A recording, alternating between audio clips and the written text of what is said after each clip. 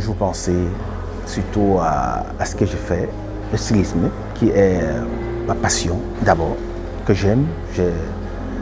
J'adore m'habiller et aussi donner du plaisir aux gens, donner à chacun son identité vestimentaire.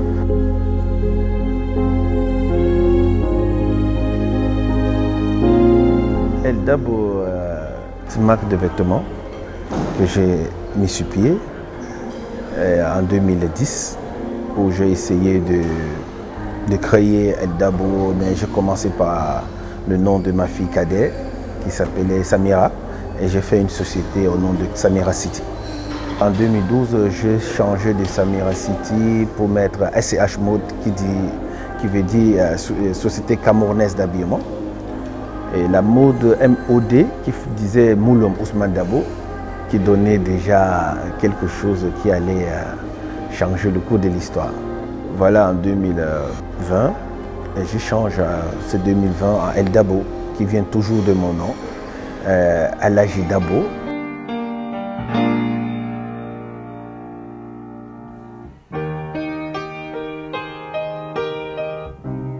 Et je faisais la même chose en 2010. Mais en 2010, en 2012, j'étais critiqué par moi-même parce que je ne faisais pas ce que je voulais faire. C'est ça qui m'a poussé à aller à l'extérieur pour essayer de travailler avec des autres pays comme la Côte d'Ivoire. J'étais au Nigeria, j'étais chez Shibado au Nigeria, j'étais chez Abdoulaye en Côte d'Ivoire, à Treichville, où j'ai essayé de faire quelques images de la Côte d'Ivoire, essayer de prendre un peu de couture, la couture ivoirienne, la couture ghanéenne, la couture nigérienne, pour essayer de faire la couture camerounaise. El Dabo, aujourd'hui, il habille des têtes couronnées, il habille des stars, il habille tout le monde. C'est le premier couturier camerounais à ouvrir une boutique au Crystal Palace. C'est là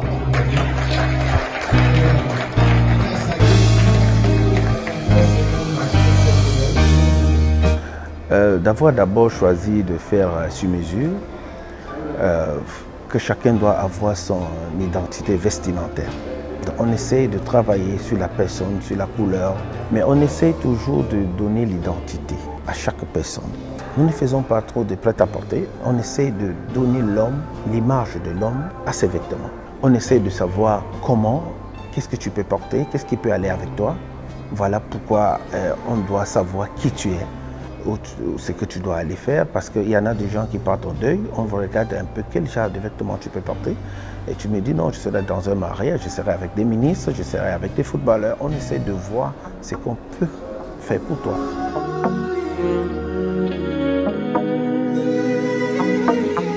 Et je voudrais rendre hommage évidemment à ce grand créateur, El Dabo, qui a décidé en 24 heures de m'habiller ce soir avec cette tenue africaine, un costume africain, et je voudrais saluer tout son talent et toute sa maison. Voilà.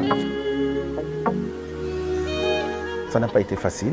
J'ai essayé de prendre pour mes collaborateurs, les jeunes, moins de 30 ans, essayer de les former pour qu'on essaye d'aller tout droit.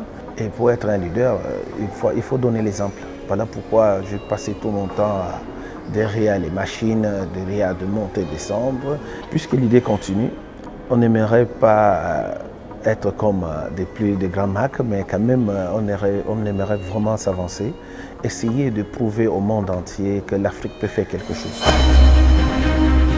Salut, c'est passé. Je vais vous parler de El Dabo. Regardez. El Dabo. Je suis Patrick Bora. Je pense qu'il n'est jamais tard pour grandir, il n'est jamais tard pour apprendre. Je n'ai pas peur de mourir, mais j'ai peur d'être oublié. C'est quelque chose, c'est une marque que j'aimerais, après moi, que ça continue. Pourquoi? Parce que la vision n'est pas d'être meilleur pour l'instant. La vision, c'est de laisser aux Camerounais quelque chose. J'aimerais que ça continue, plus des siècles, pourquoi pas.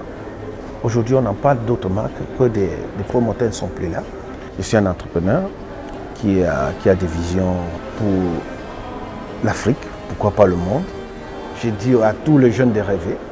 Et aujourd'hui, j'ai rêvé, j'ai compris que ce rêve se réalise.